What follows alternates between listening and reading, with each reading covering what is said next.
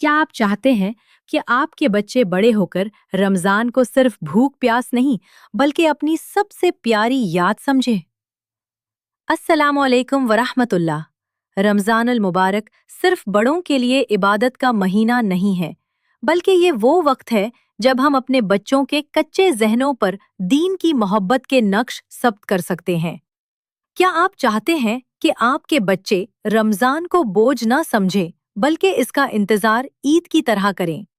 आज की वीडियो में मैं आपके साथ 5 ऐसे अमली तरीके शेयर करूंगी जो आपके बच्चों के लिए उस रमजान को जिंदगी का सबसे यादगार महीना बना देंगे। रमजान कॉर्नर। सबसे पहला काम, अपने घर में एक रमजान कॉर्नर बनाएं। बच्चों के लिए बसरी चीजें बहुत अहमियत रखती हैं। उन्हें अपने साथ मिलाकर गुब्बारे लगाएं, रमजान मुबारक के चार्ट्स बनाएं और वहां उनकी छोटी सी जाए नमाज और तस्बीह रखें। जब बच्चा देखेगा कि घर का एक खास हिस्सा सिर्फ अल्लाह की इबादत के लिए सजाया गया है, तो उसके दिल में उस महीने की अज़मत खुद ब खुद पैदा होगी। तरीका नंबर 2, नेकियों का जार। खाली जार लें और उसमें छोटी छोटी नेकियों की पर्चियां लिखकर डाल दें। जैसे, आज किसी को मुस्कुरा कर देखना है, आज परिंदों को दाना डालना है, या आज अम्मी की मदद करनी है। रोजाना अफ्तार से पहले बच्चा एक पर्ची निकालेगा और वो नेकी करेगा। इससे उसे एहसास होगा कि रोजा सिर्फ भूखा रहने का नाम नहीं, बल्कि अच्छे अखलाक का नाम है। तरीका नंबर 3, सहरी और अफ्तार में शमूलियत। बच्चों को किचन हेल्पर बनाएं, उन्हें दस्तरखान सजाने की जिम्मेदारी दे।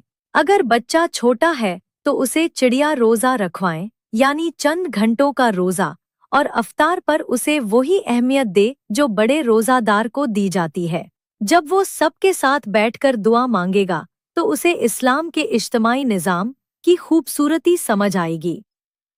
तरीका नंबर 4, कहानियों का वक्त। तान में कार्टून्स और टैबलेट का वक्त कम करें और स्टोरी टाइम शुरू करें। रात को सोने से पहले उन्हें सहाबा कराम की बहादुरी और नबी करीम सल्लल्लाहु अलैहि वसल्लम की शफकत के किस्से सुनाएं। याद रखें, अगर हम उन्हें अपने हीरोज के बारे में नहीं बताएंगे तो वो फर्जी सुपर हीरोज को अपना आइडियल बना लेंगे। ये वक्त उनकी रूह की ग़िज़ा है। तरीका नंबर 5, सदका बॉक्स।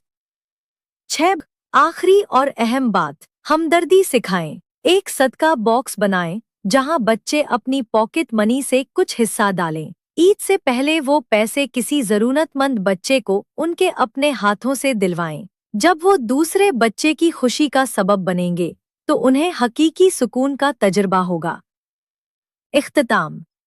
मेरे प्यारे बहन भाइयों, बच्चे वो पौधे हैं जिन्हें हमने आज पानी देना है ताकि कल वो सायादार दरख्त बन सकें। उस रमजान को उनकी तरबियत का जरिया बनाएं। उम्मीद है ये टिप्स आपके काम आएंगी। कमेंट में जरूर बताएं कि आप उस बार अपने बच्चों के लिए क्या खास कर रहे हैं। अगली वीडियो तक के लिए अल्लाह हाफिज।